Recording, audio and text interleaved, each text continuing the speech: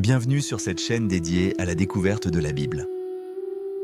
Que tu sois nouveau dans la foi ou simplement curieux, cette série est faite pour toi. Ce deuxième épisode nous permet d'aller plus loin en découvrant comment la Bible est organisée et comment elle s'est formée au fil du temps. La Bible n'est pas un livre écrit en une seule fois. Au fil des siècles, différents auteurs ont transmis des récits, des lois, des poèmes, des enseignements et des révélations spirituelles. Elle est le fruit d'une histoire qui s'étend sur plus de 1600 ans. Plus précisément entre 1500 et 450 avant Jésus-Christ et entre 45 et 90 après.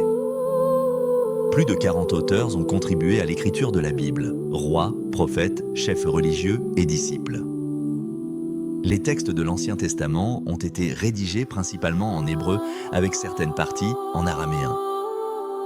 Le Nouveau Testament a été écrit en grec ancien, la langue la plus répandue pour communiquer à cette époque.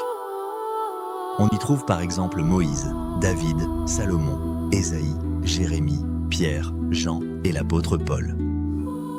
Aujourd'hui, la Bible est composée de 66 livres, 1189 chapitres et plus de 31 000 versets.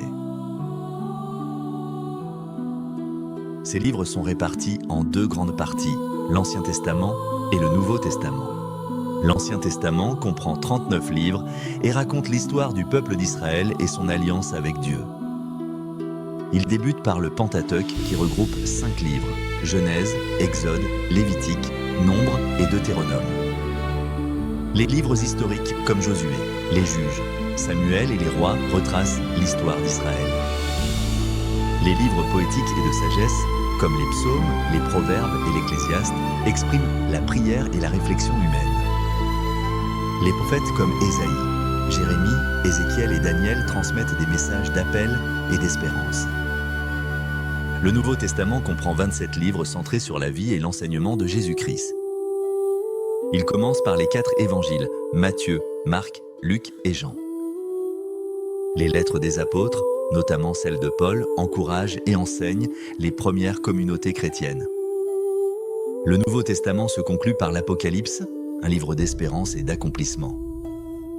Avant l'imprimerie, ces textes ont été recopiés à la main par des scribes pendant des siècles.